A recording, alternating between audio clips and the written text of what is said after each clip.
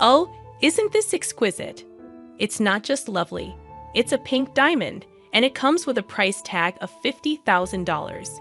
My mother-in-law, who couldn't be bothered to attend my own mother's funeral, appears to be relishing a lavish getaway with her friends, completely oblivious to my presence. She gleefully shared details about her new sparkling pink diamond ring, seemingly fueled by jealousy towards a friend who flaunted a similar ring. In her triumph, she revels in having outdone her friend by choosing a more expensive ring from the same store. However, the reality is far from what it seems. It's implausible for her to afford such a costly item, and it turns out she had secretly taken money from my husband's safe to make the purchase. This money, crucial for her future, had been earmarked for her nursing home fees. My name is Hillary Johnson, a 46-year-old woman living with my husband Steve, who is 7 years my senior, and our high school senior daughter Gina. Despite not being wealthy, we lead a stable life. I have worked part-time at a local drugstore for over a decade, and my hobby is cultivating herbs. Lately, I've been challenging myself with a medical herb certification exam. Gina and I often discuss her future dreams, bringing us joy. 6 months ago, my father-in-law passed away, introducing significant changes to our modest lifestyle. According to his will, the house went to Steve, and the cash to my mother-in-law. The money was intended for her nursing home fees, given her age of 75.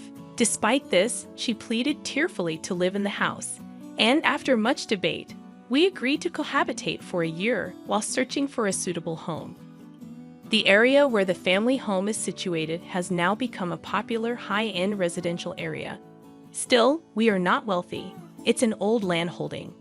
I learned that my mother-in-law had a habit of spending recklessly, and though I had prepared for it to some extent, the reality was shocking. As Steve heads out for dinner shopping, my mother-in-law, on the first day of our cohabitation, casually asks, "Hillary, could you lend me some money? I'm going out." "Thank you. Just in case something comes up, and I need more, give me $100 for now," she says under the pretext of buying dinner. I found myself pondering how much groceries she intended to purchase. Despite my reservations, I made the mistake of giving her the requested amount. 2 hours later, she returned by taxi, laden with bags from an upscale department store filled with expensive deli items and sweets. Tonight, we feast. I wanted to try these side dishes. They're supposed to be delicious, and we have desserts too, she exclaimed proudly. Curious, I asked, "Mother, how much did this cost?" She replied, "Well, let's see. I went a bit over because of the taxi, but I covered the extra, so it's fine." Her proud declaration left me speechless, but little did I know this was just the beginning. Managing finances became my biggest headache after moving to the family home. While my father-in-law was alive, we used online supermarkets for groceries, paying with his card.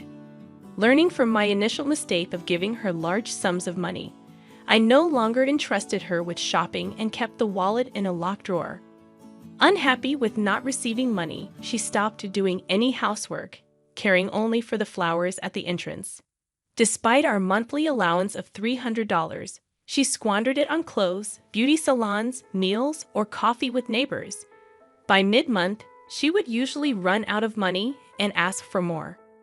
Frustrated by her reckless spending, as I was saving for my daughter's education, I calmly admonished her when she requested more money for a lunch date with friends. "Even Steve, who works, gets an allowance of $300. I can't give you more than someone who's working, so please use it more wisely." Dissatisfied, she returned to her room, likely to ask Steve for money later. The allowance came from the nursing home fund, and if it diminished, it would be her who suffered. When Steve came home, I expressed my concerns. "Did your mother ask you for more allowance again?" He replied, "Yes, she did. But I can't be too hard on her. She must be lonely without Dad. She's always been vain, you know. But I want to fulfill her wishes for at least this year that she's here." "I understand, but your kindness isn't truly benefiting her. Besides, it will eventually have repercussions for us." "You're right.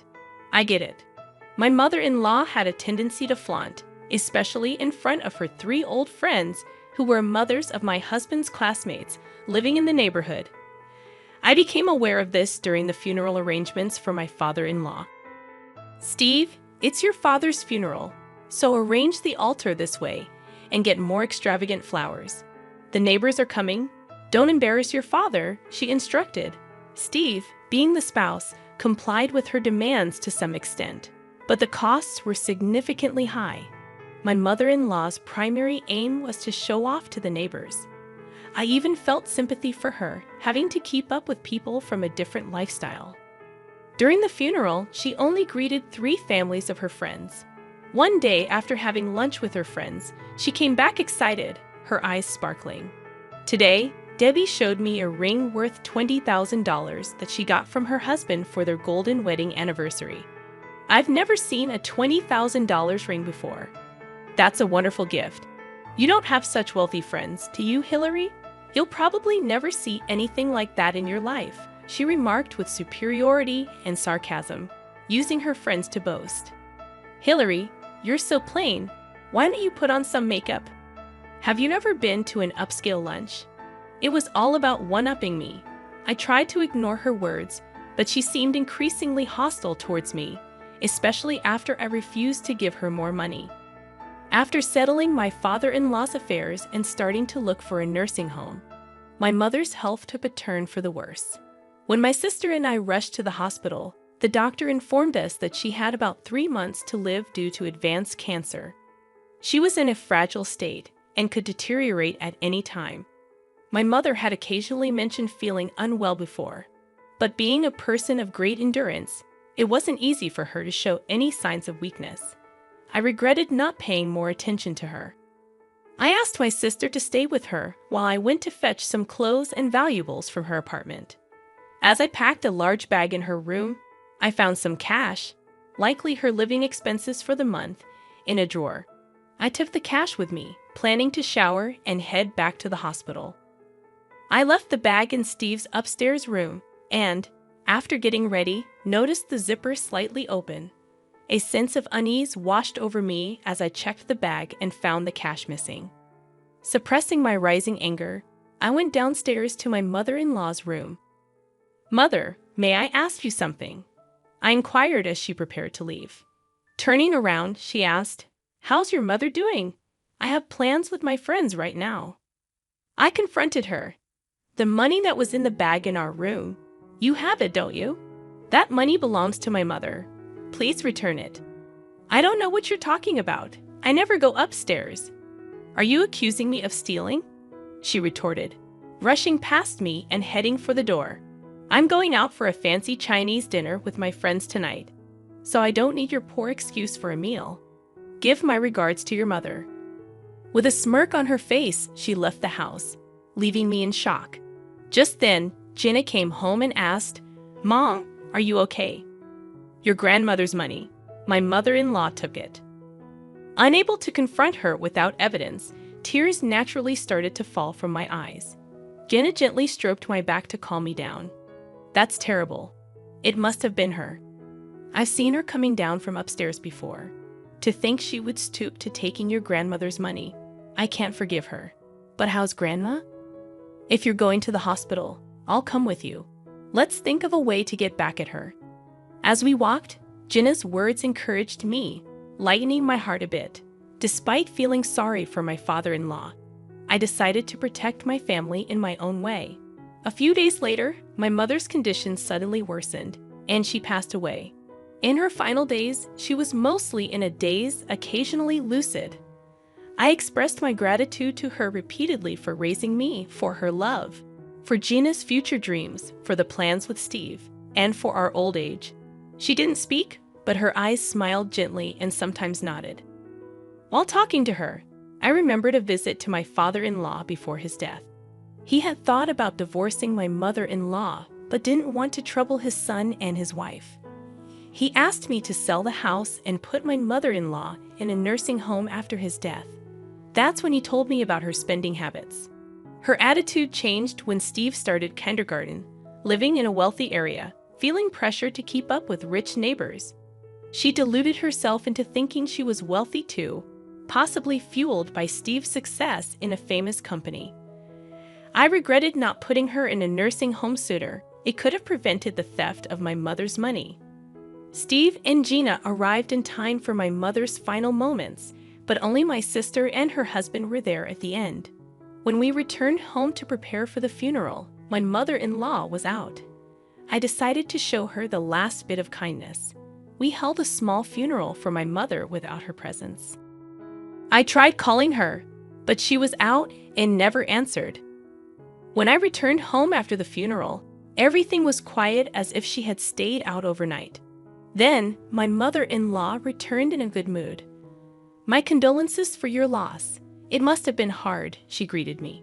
I noticed a shiny new jewel in her hand that I had never seen before. "Oh, this look, isn't it beautiful?" "A pink diamond. It cost $50,000. How did you get that, Mother?" I asked. She replied, "I bought it, of course. Debbie introduced me to the store. It's a reservation-only place in New York City, so I went for an overnight stay with my friends. The hotel we stayed at, and the meals were wonderful." To my astonishment, my mother-in-law indulged in luxuries during my mother's funeral, enjoying an overnight trip to New York with friends. I was left speechless with disbelief. I bought something even more expensive than what Debbie showed me. "Feels good, Mother," my mother-in-law declared.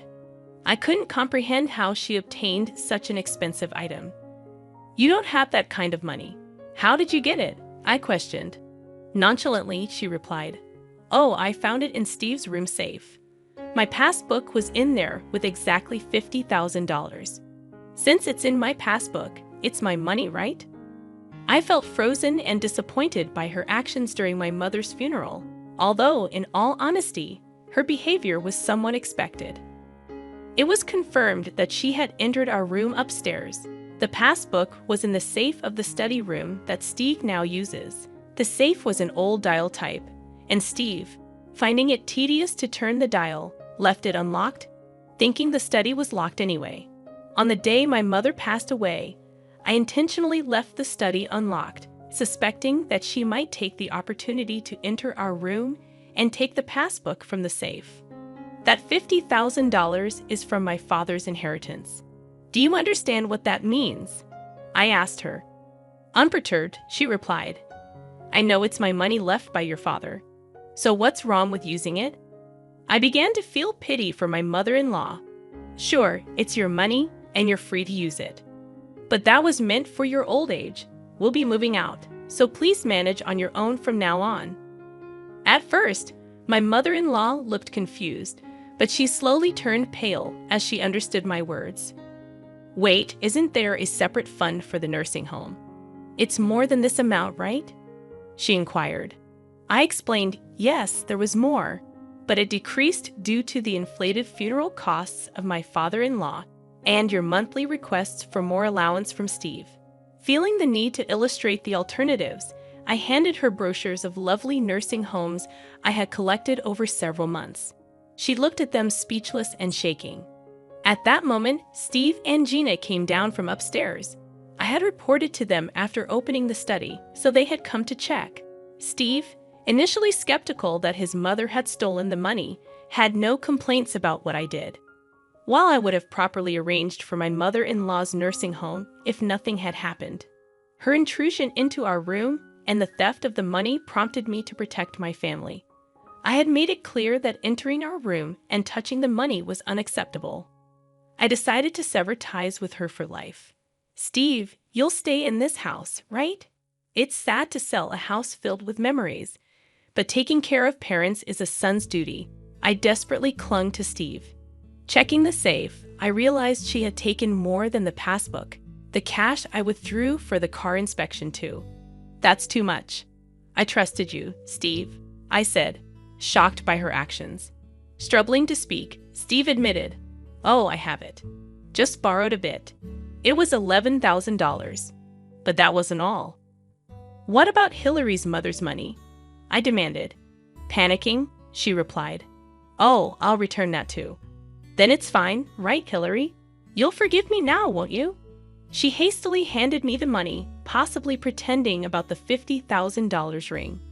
Until the end, there were no words of apology about my mother's money. "I'm sorry, but I can't live with you anymore. I'll protect my own family from now on," I declared.